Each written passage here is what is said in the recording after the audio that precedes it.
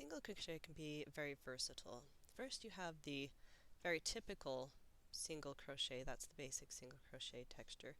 And if you go in the front loop only, which I'll show you, you can see it's a slightly different texture. And then finally, if you go in the back loop only, it creates this kind of ribbing. To start with, we need to do our slip knot and chains.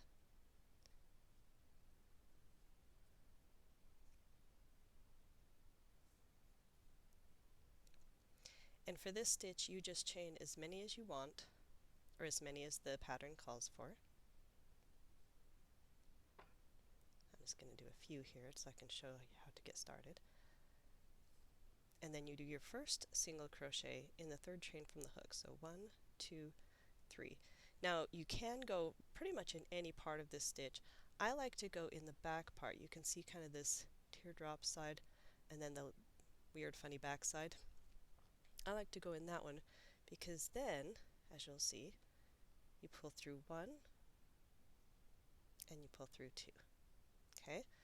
And once again, this kind of weird lumpy back side, right in here, 1 and 2. And what that does is that leaves us with a nice side if we want to come back and do something else over there.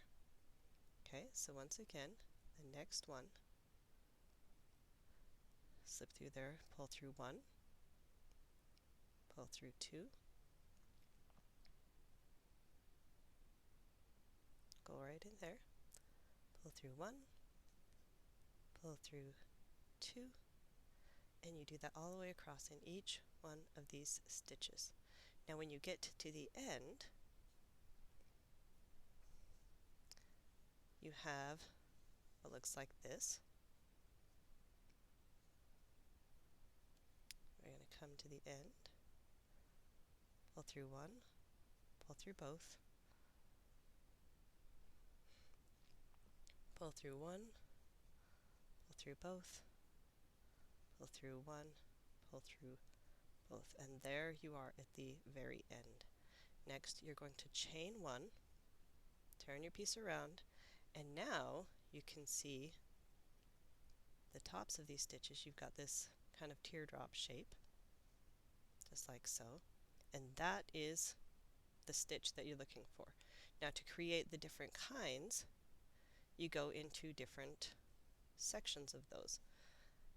So the thing I'd like to show you is at the beginning of this row, you don't go into this one because you can see that kind of is where that chain is on top of.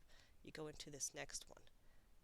And for this basic single crochet stitch, you'll go through both of those stitches, or the loops, both loops.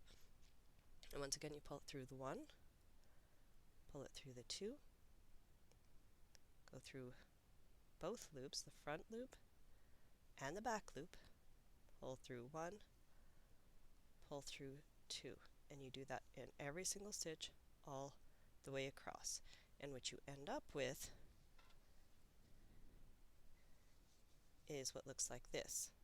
Now one of the trickiest parts for beginners to find out is where that last stitch is, because you can see this one, you can see this one, and then it kind of gets vague, like, well, is that a stitch? And the reality is, yes, it is. That is your beginning chain 1, but that counts as that last stitch in your row. So like I said, with this one, go through 1, through 2, go through the front and the back, 1 and 2, and here is our last stitch. I want you to see what that looks like, because that is the trickiest bit. My recommendation when you're starting out, think something long and narrow, and get a lot of practice with the front and the back, and that way you can figure it out pretty quick. Now if, like I said, this one is that front loop only, let me show you a bit of what that looks like. So here's the back and the front. If you go in this front loop only, it creates this lovely texture. And once again, here's that end stitch, front loop only, just like so. And of course, when you get to the end, you'll chain one, turn back around, and do it all over again. And in this final one, we are doing the back loop only, just like so.